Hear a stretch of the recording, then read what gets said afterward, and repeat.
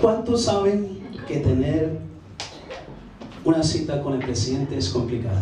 ¿Cuántos lo saben? ¿No? Es que llamar con antelación, pasar una serie de cosas para poder tener una entrevista con el presidente. Y ahora con el rey, difícil, ¿no? Complicado. Es difícil, complicado. Pero hermano, yo en esta mañana, tarde de domingo, quiero decirte que hoy tú y yo tenemos una entrevista con el rey. ¿Cuánto lo creen? Tú y yo tenemos hoy una entrevista con el rey, sin necesidad de llamar a una atención. Hoy tú y yo tenemos una entrevista con el rey. Amén. ¿Cuánto lo creen? Digan que está a su lado. Hoy tenemos una entrevista con el rey. Hoy tenemos una entrevista con el rey. Amén. Con el rey de reyes y señor de señores. Amén. Quiero que vayamos a la palabra, al Evangelio según San Mateo, capítulo 17.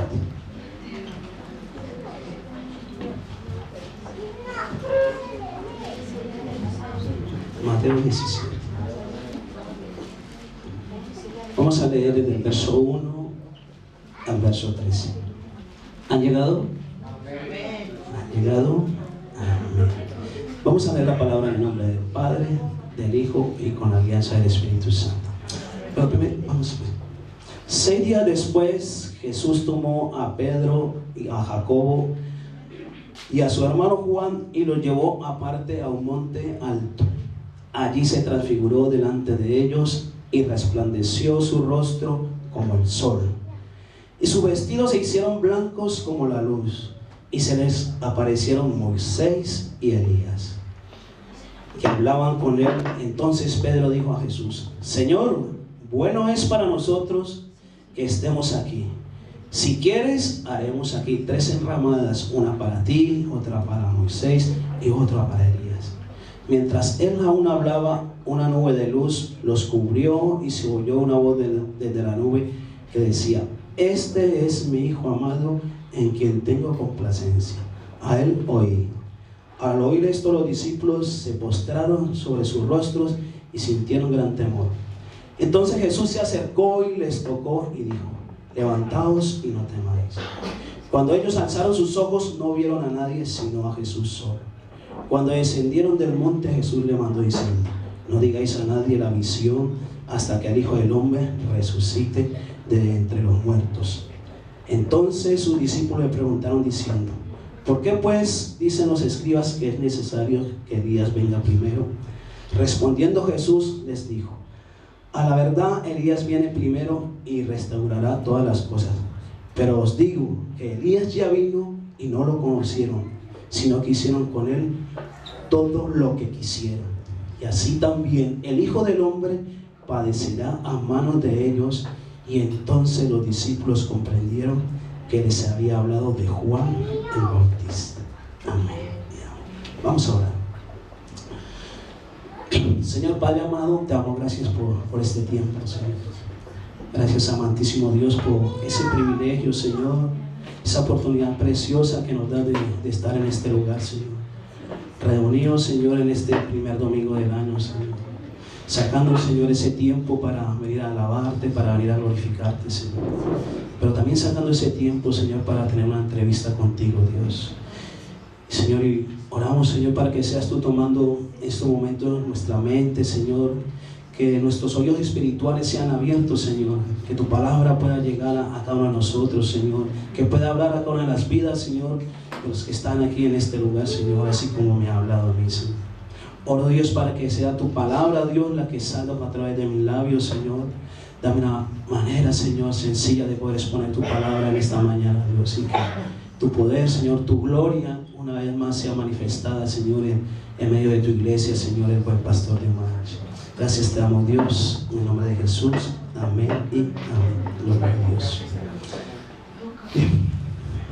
Y el título del mensaje de esta mañana tiene como título: Entrevistándome con el Rey. Así que tú y yo, por decía, hemos venido hoy a entrevistarnos con el Rey, con el Señor, el Rey de Reyes. Y es importante analizar el texto de Mateo, porque dice que cuando queremos subir al monte, cuando subir al monte representa el querer apartarnos, el ir a un sitio a tener relación con Dios, alejarnos de lo que está a nuestro alrededor y poder tener esa comunión, esa intimidad, ese diálogo con Él. Y Dios todo día quiere que tú y yo podamos llegar ante Él, ante su presencia, a su monte, a hablar, a entrevistarnos con Él. Amén. Y en estos hechos que suceden en Mateo, hay unas cosas que hay que destacar. Mateo escribe este evangelio para los judíos, para aquellos que conocían y habían oído de Dios, que se les hablaba del Señor. Y en medio de este contexto, Mateo quiere declarar, mostrar cómo Jesús es el Rey venidero, el Rey que estaban esperando, el Mesías que ellos estaban esperando.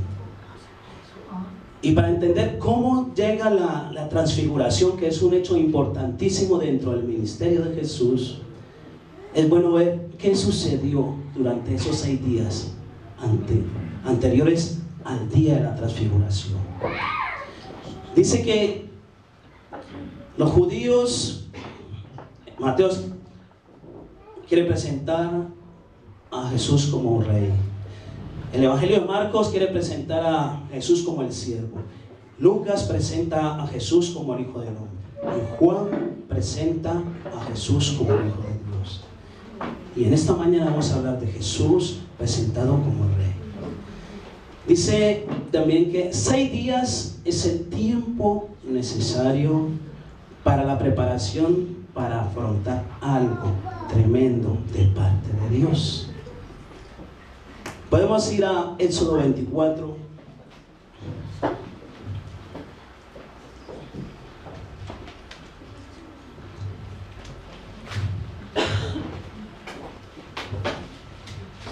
Éxodo capítulo 24.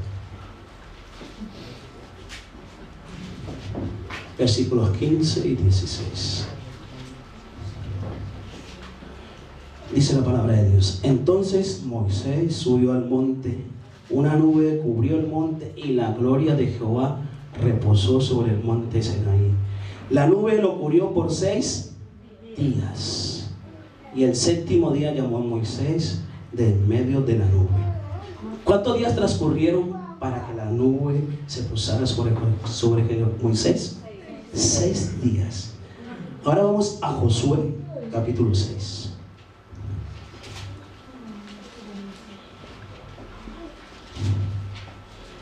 Josué capítulo 6, versículos 3 y 4. Es muy conocido este texto en la toma de Jericó, y es importante destacar esto. Dice el versículo 3: Rodearéis pues la ciudad todos los hombres de guerra, dando una vez a la vuelta alrededor de la ciudad. Esto haréis durante ¿cuánto? ¿Durante cuánto? 6 días.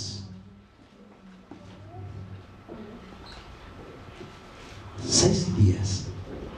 Por eso los números dentro de la palabra de Dios son importantísimos, cruciales. Aquellos que tuvieron la oportunidad de estar aquí el 31, hablamos del número 40, y sería bueno que en sus casas pudieran estudiar acerca de los 40, el número 40.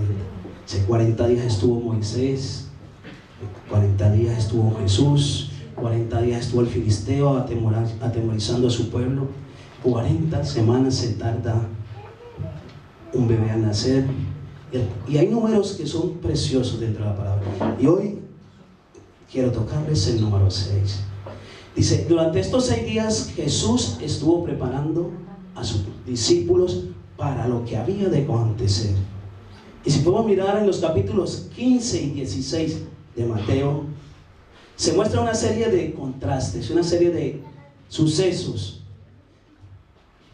en los cuales Jesús con sus discípulos quiere prepararle para lo que Él les quería mostrar en el día 7º en la transfiguración. En el capítulo 15, versículo 1 y 2, vemos cómo los escribas y fariseos quieren atacar a Jesús. Luego en el verso 16 también vemos cómo los fariseos y los saduceos, otra vez cuando Jesús se representa ante ellos, quieren volver y ponerle trampa, hallándole la vuelta a Jesús. Pero en estos mismos capítulos 15 y 16 vemos cómo Jesús, cuando es rechazado por su pueblo, por los que le conocen, por los que han oído, Él va a los gentiles, a aquellos que no le conocen. Y quiero que vayamos a versículo, capítulo 15 de Mateo, capítulo 15.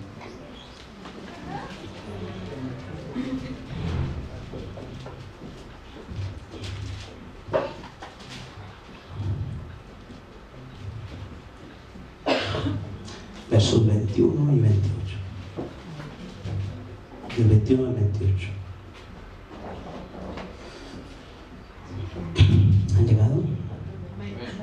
Dice la palabra: saliendo Jesús de allí, se fue a la región de Tiro y Sidón. Entonces una mujer cananea que había salido de aquella región comenzó a gritar y a decirle: Señor, hijo de David, ten misericordia de mí. Mi hija es gravemente atormentada por un demonio. Pero Jesús no le respondió palabra. Entonces, acercando a sus discípulos, le rogaron diciendo: despídela, pues viene gritando detrás de nosotros. Él respondiendo dijo: no soy enviado sino a las ovejas perdidas de la casa de Israel. Entonces ella vino y se postró ante él diciendo: Señor, socórreme. Respondiendo le dijo: no está bien tomar el pan de los hijos y echarlo a los perros. Ella dijo: sí, Señor, pero aún los perros comen de las migajas que caen de la mesa de sus amos. Entonces respondiendo Jesús dijo: mujer, grande es tu fe, hágase contigo como quieres. Y su hija fue sanada en esa hora. Vemos como aquí les venía apuntando, después de Jesús ser rechazado por su pueblo, por el pueblo de Israel, por los judíos, por aquellos que le conocían, él dice: bueno, si esto no me queda, voy a de aquellos que realmente necesitan también.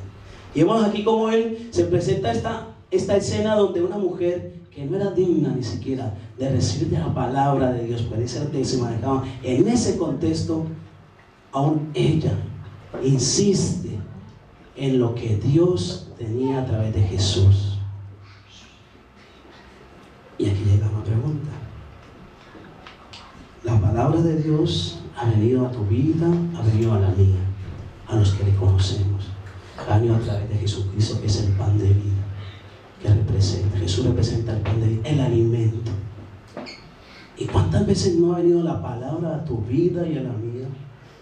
Y hemos querido muchas veces cuestionar a Jesús, cuestionar lo que pasa en nuestra vida. ¿Y cuántos están allí que muchas veces con una palabra que les llegue, su vida puede ser tocadas y transformadas? Primera pregunta. Eso cada quien con Dios. Amén. Y luego, durante estos 6 días hay otro suceso interesantísimo. Y quiero que vayamos a Lucas 16.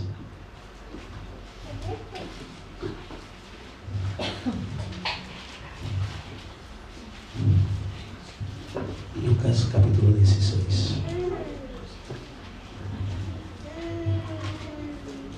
Amén.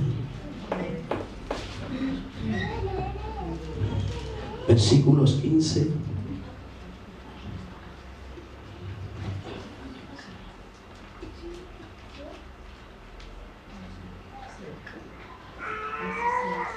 un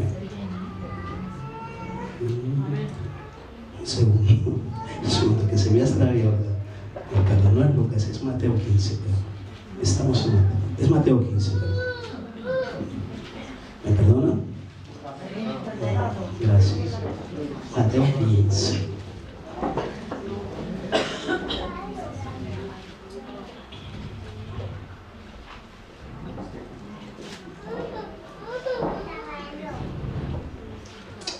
Aquí en el capítulo, en esta parte de este texto vemos cómo encontramos la confesión de Pedro. Y Jesús está preguntándole a su discípulo, hace la pregunta de qué opinaba la gente de él, qué consideraba la gente que él era, ¿no? Y llega este momento donde Pedro le pregunta a cada uno de los discípulos, luego Jesús le pregunta a Pedro, ¿y tú quién dices que soy? Y él dice, leemos.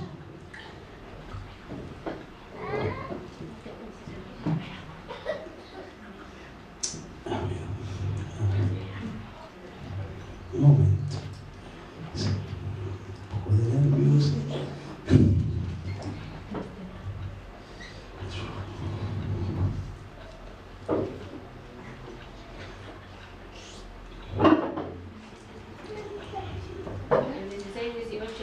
Es 16, ¿cierto, hermana?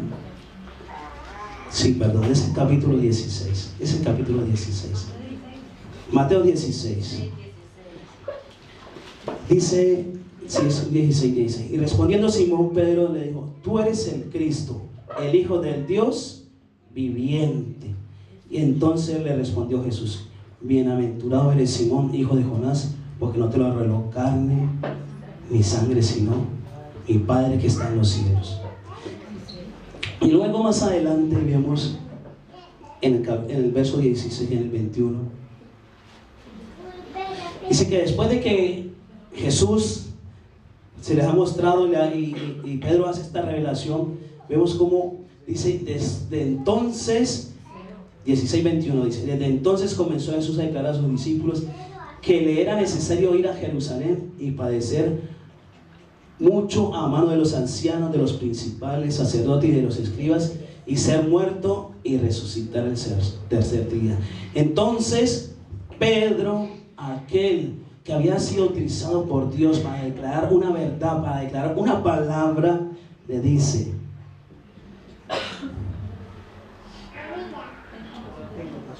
Señor, ten compasión de ti mismo, en ninguna manera esto te acontezca. Pero él volviéndose dijo a Pedro, quítate de mí, de delante de mí, Satanás, me eres tropiezo, porque no pones la mira en las cosas de Dios, sino en la de los hombres. Es interesante este punto, porque nos preguntamos, ¿cómo una persona, cómo este discípulo, habiendo tenido una revelación de parte de Dios en un momento, en el cual él declara algo que solamente Dios se lo reveló y él lo declaró, luego versículo más adelante le está diciendo al Señor, no, Señor, ten compasión de ti? O sea, a veces suena como, uy, pero ¿qué pasó? ¿Qué de malo está diciendo Pedro ahí? Si realmente él lo que no quiere es que a Jesús le pase nada malo, ¿no? Pero realmente, si vemos el fondo de toda esta historia, es que Satanás le estaba utilizando, porque él decía que le era necesario ir a Jerusalén a ser crucificado, y esa era la obra que él tenía que completar, ir a la cruz para ser crucificado por tus pecados y por los míos. Es porque si él no sube a esa cruz, si él no padece lo que padeció, gracias, si él no padece lo que padeció, ni tú ni yo estuviéramos aquí. Ven lo importante de este punto. Era necesario, dice la palabra, era necesario que fuera a Jerusalén a padecer, a sufrir. Entonces, si para Jesús le fue necesario padecer para que Dios se glorificara, hermano, para ti, para mí no es necesario padecer. Para ti, para mí no es necesario padecer. La palabra dice, bienaventurados somos cuando por su causa somos vituperados. Somos vituperados. ¿Y qué es el vituperio? La ofensa, todo aquello que va en contra de ti y de mí, a pesar de que nosotros consideramos que somos buenos, de que no hacemos mal, de que vengo a la iglesia, de que cumplo en mi casa, de que cumplo en mi trabajo, los que trabajan. Pero muchas veces somos atacados y somos vituperados. Y la palabra me dice que bienaventurado soy. ¿Qué quiere decir? Que hay bendición cuando tú y yo tenemos esas luchas. Así que cuando está la situación, cuando está la prueba, cuando está la dificultad, hay que dar gloria a Dios, porque bendición de parte de Él viene para ti y para mí. ¿Cuánto lo creen? Gloria a Dios, gloria a Dios, gloria a Dios. También durante estos 6 días anteriores, Jesús va y alimenta 4,000 personas. Ya había hecho el mismo milagro con gente que le conocía a la transfiguración. Alimenta 4,000 personas.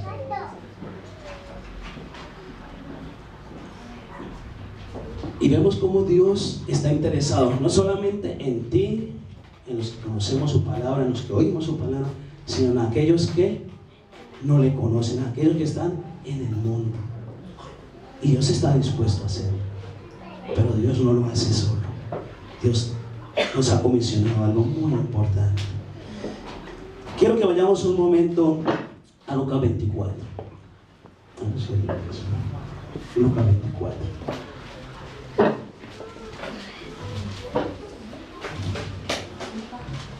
Lucas capítulo 24.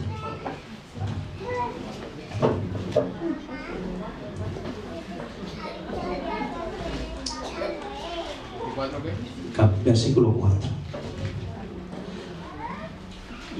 Aconteció que estando ellas perplejas por esto, se pararon junto a ellas 2 varones con vestiduras resplandecientes, y como tuvieron temor y bajaron el rostro a tierra, les dijeron: ¿por qué buscáis de entre los muertos el que vive? No está aquí, sino que ha resucitado. Acordaos de lo que habló cuando aún estaba en Galilea, diciendo: es necesario que el Hijo del Hombre sea entregado en manos de hombres pecadores y que sea crucificado y resucite el tercer día. Ahora mismo Lucas 24, versículos 25 y 26. 24, allí mismo, versículos 25 y 26. Entonces Él les dijo: insensatos y tardos de corazón para creer todo lo que los profetas han dicho. ¿No era necesario que el Cristo padeciera estas cosas y que entrara en su gloria? Ahora vamos a Hechos 17. Hechos capítulo 17.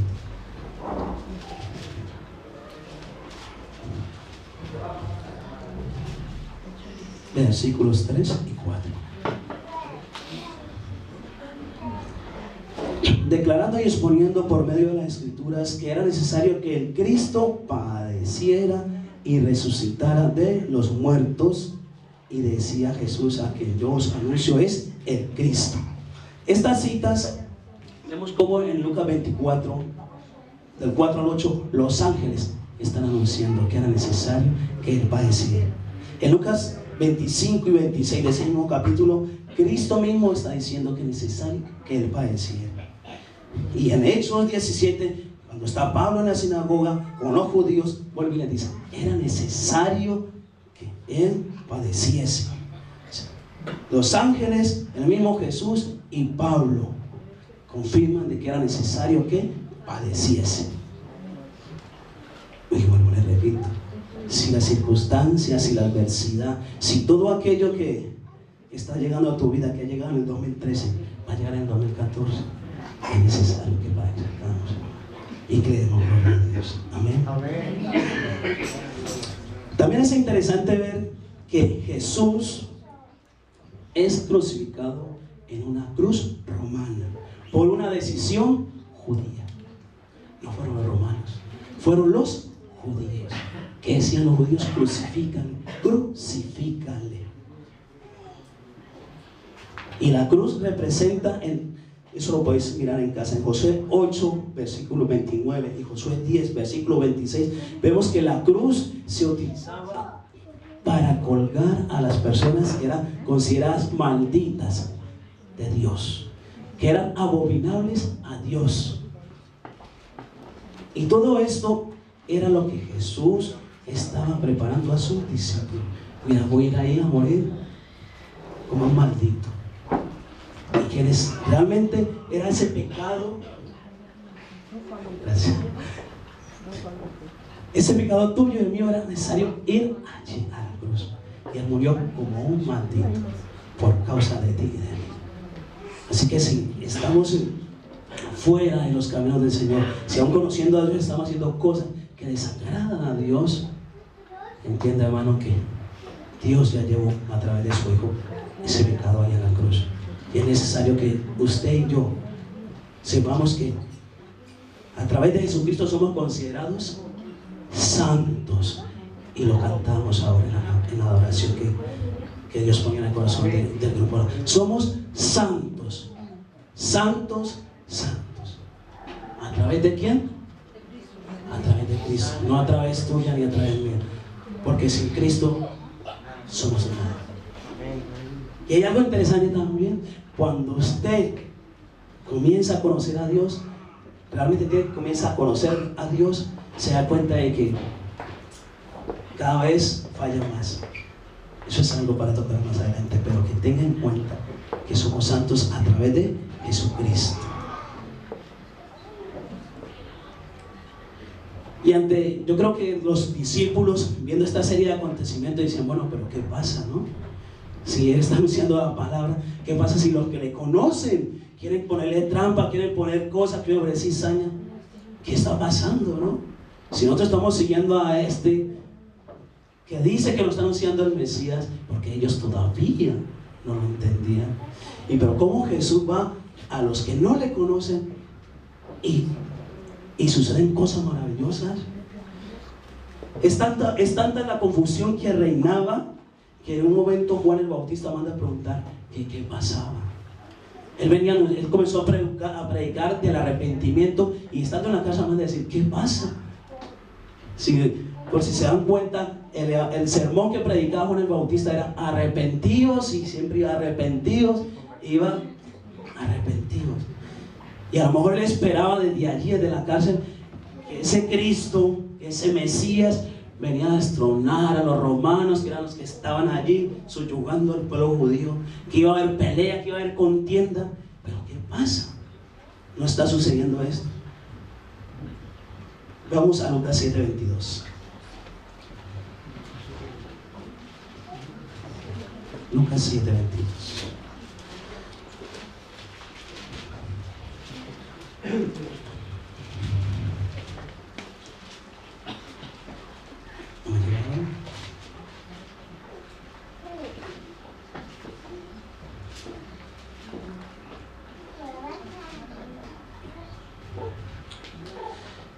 Dice la palabra de Dios: respondiendo Jesús les dijo: id a hacer saber a Juan lo que habéis visto y oído. Los ciegos ven, los cojos andan, los leprosos son limpiados y los sordos oyen, los muertos son resucitados, y a los pobres es anunciado el Evangelio. Y bienaventurado es aquel en que no haya tropiezo en mí. ¿Por qué manda Jesús a decirle esto a Juan? Porque si vamos atrás a los profetas, en Isaías declara que el ungido de Dios iba a venir a hacer todas estas cosas, a predicar el Evangelio, a sanar a los quebrantados, a hacer toda esta serie de milagros. Y Juan el Bautista lo sabía, por ese momento no lo entendía. Y Jesús simplemente le manda a recordar con sus discípulos: díganle lo que están haciendo, que el Mesías ha llegado. Amén. Y esto me da a mí a pensar y a decir que Dios no obra como tú lo creemos o lo pensamos. Como hombres, siervos de Dios, discípulos del Señor Gonzalo, esperaban que Dios obrara de una manera, pero realmente Dios venía a obrar de otra manera totalmente diferente. Y que esto nos sirva para que entendamos que Dios no obra como tú quieres o como yo quiero. Lo que tú quieres que suceda en tu vida porque tú lo quieres, hermano, eso no va a pasar. Ni en mi vida eso va a suceder. Va a suceder lo que Él quiera para mí. Amén. Porque Él ha iniciado un propósito en tu vida, en la mía ha iniciado un propósito, algo precioso. Y Él lo va a llevar a cabo. Él lo va a llevar a cabo. Amén. Bien, y en este contexto llega el momento en el cual Jesús llama a José, a Pedro, a Jacobo y a Juan. ¿Quiénes eran estos discípulos? ¿Eran los mejores discípulos que tenía el Señor? ¿Eran los mejores? Porque eran los íntimos de Jesús, Pedro, Jacobo y Juan. ¿Eran los mejores? No. ¿Qué hizo Pedro? Le negó ¿Qué hizo Juan y Jacobo? Estando con él, estando con Jesús y predicando Jesús a los samaritanos y no le quisieron oír, Jacobo y Juan le dicen a Jesús: deja que oremos y que les caiga fuego del cielo y que les consuma. ¿Era Jacobo y Juan buenos? Vemos cómo en Jacobo y Juan su madre va y dice a Jesús que este se siente a la derecha y el otro a la izquierda. ¿De quién es la diestra? De Dios. ¿Qué quería o qué pensaba la mesa? Que ellos estuvieran en el sitio de Dios. ¿Eran buenos? Pero es curioso porque como Jesús toma a estos tres hombres, estos tres discípulos, y dice: vamos al monte, venga, subamos ahí. Y sucede lo que sucede. Dice que estando ellos ahí, se transfiguran. Y decimos que la transfiguración es una transformación. Hay una transformación en el momento que ellos cuatro están allí en el monte. Y dice que aparece Elías, aparece Moisés. Y en medio de todo este suceso se oye una voz desde los cielos, una nube que dijo: este es mi hijo amado en quien tengo complacencia. Es importante notar que se presenta a Moisés porque él era el representante de la ley. Los judíos hasta el día de hoy se ciñen a la Torá, lo que es la ley, y fue proclamada ¿por quién? Por Moisés. Y Moisés también tipifica a aquellos que fueron muertos en Cristo. Pero se presenta a su discípulo. Y también viene Elías, que representa el príncipe de los profetas, porque los profetas hablaron por mucho tiempo, y en el hebreo podemos ver que dice que Dios ha hablado por todos los tiempos, aún a través de los profetas. Y Elías representa los profetas, aquellos que llevan su palabra. Y el mismo Cristo que representa el amor, la misericordia y la paz.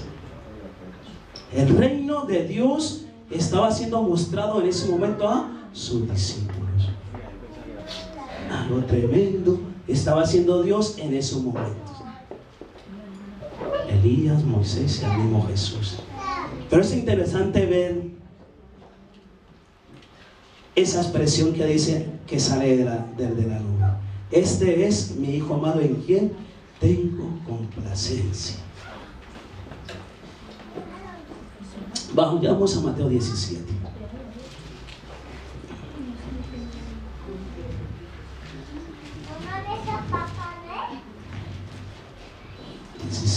Verso 5. No, 17 versículo 5.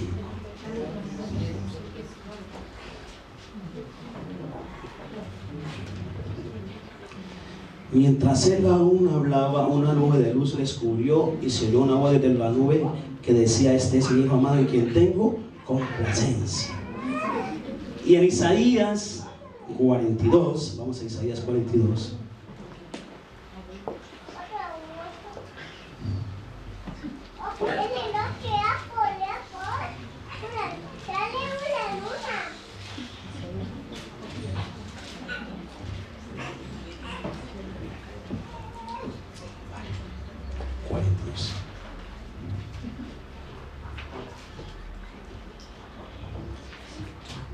Dice: este es mi siervo, 42:1. Este es mi siervo, yo le sostendré, mi escogido en quien mi alma tiene contentamiento. He puesto sobre él mi espíritu, y él traerá justicia a las naciones. Y luego si recordamos la historia, cuando Jesús está siendo bautizado por Juan, la misma voz se escucha y la misma frase dice: este es mi hijo amado en quien tengo complacencia.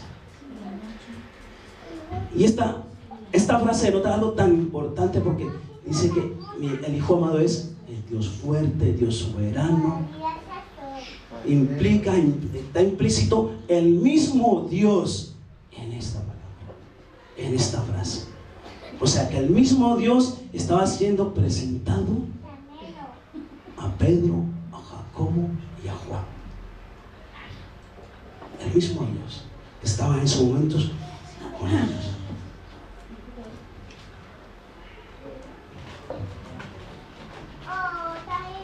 Y miremoslo, Isaías 9:6.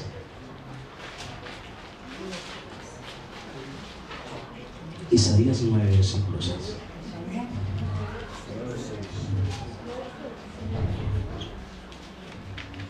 Dice: porque un niño nos ha nacido, hijo nos ha sido dado, y el principado sobre su hombro.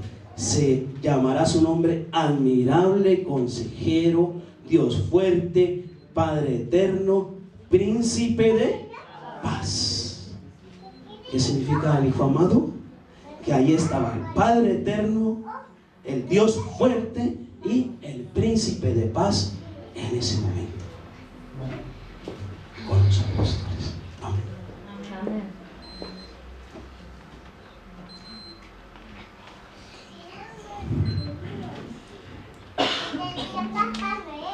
Tenía como título el sermón una entrevista con Jesús, con el Rey, porque hermano,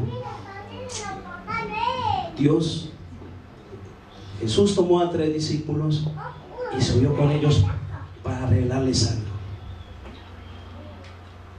Y es también curioso anotar que estos mismos discípulos tienen con él, cuando van a arrestarlo en el Getsemaní, ese mismo suceso, ese suceso también es presenciado por ellos. Y vemos adelante en los ministerios de estos apóstoles como Jacobo es el primer mártir, como Juan le da toda la revelación de Jesús, y vemos como Pedro, sobre él es edificada la iglesia. Amén. Entonces, ¿cómo es de importante el que tú y yo podamos tener esa entrevista con el Rey?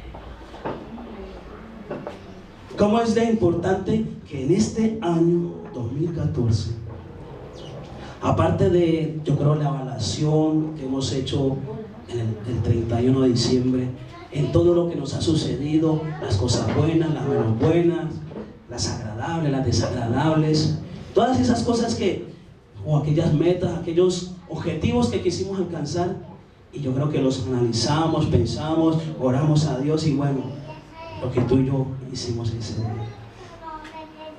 Y como en este año 2014 Dios ponía en mi corazón, y cómo es de tremendo Dios, quería hablar a su iglesia, y lo venía a decir, lo anunciaba el pastor, de que es necesario que brillemos.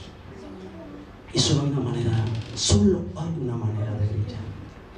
Si se acuerdan de Moisés cuando subió al monte, cuando estuvo con Dios, su rostro resplandecía. Y no sé cuáles sean tus objetivos, tus metas, tus desafíos para el 2014. No sé. Pero lo que yo sí sé, y pido a Dios que me dé la fortaleza de saber de que realmente este año mi familia y yo vamos día a día poder tener una entrevista con el Rey. ¿Sabe por qué, hermano? Porque cuando hay una entrevista con el Rey, con Dios, el mismo Dios, en esa asidua comunión con Él, comienzan a suceder cosas tremendas en tu vida y en la mía. Cosas maravillosas, porque dice que hay un cambio de actitud en tu vida. Hay un cambio de actitud en tu vida en la medida que tú y yo estamos con Dios. O no se da cuenta cuando usted levantarse en el día, cuando va a estudiar o cuando se va a trabajar, cómo reacciona a su entorno. Si sales mal de tu casa, te airas con facilidad, nos airamos con facilidad. Es porque a lo mejor no he ido al monte a entrevistarme con el Señor. Y cuando tú y yo realmente tenemos esa entrevista con Dios día a día, no solamente hay un cambio de actitud en tu vida, en la mía, sino que también hay una aceptación de lo que es su doctrina, su palabra. Porque, hermanos, entiendan que la salvación no es una religión, no es teoría, no es querernos anotar en los papeles, no es solamente que está aquí registrado. La salvación es una persona. Y esa persona es Jesucristo. Y es necesario que tú y yo nos encontremos todos los días con Él. Con Jesucristo. Porque en la medida de que tú y yo lo hacemos, vamos a tener, y esto lo podemos ver prácticamente. Dime con quién andas y te diré quién eres, suele decir por ahí. ¿Qué estás escuchando? ¿De qué te estás alimentando? También dice la palabra de Dios, de la abundancia del corazón. ¿Te estás alimentando de Dios? Porque en la medida que hay esa relación, nosotros comenzamos a parecernos a aquel con que estamos teniendo nuestra relación.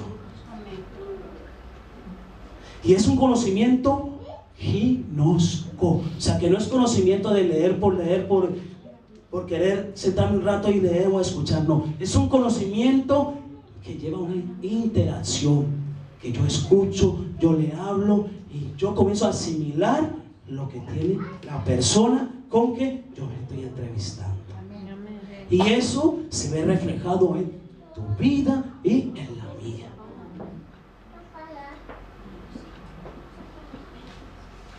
Así que yo les invito. No sé, vuelvo y repito, cuáles sean sus metas, sus desafíos, sus proyectos del 2014. Pero yo sí me animo, hermano, que usted y yo podamos tener en este 2014 un conocimiento ginosco de Dios. Que tú y yo podamos ir al monte todos los días y vamos a ver cómo Dios, en su infinita misericordia, se va a manifestar a través de nosotros. Porque, hermano, Dios lo quiere hacer con manes, con el que le busca, con el buen pastor, aun con aquellos que aún no le conocen, pero que Dios ya les tiene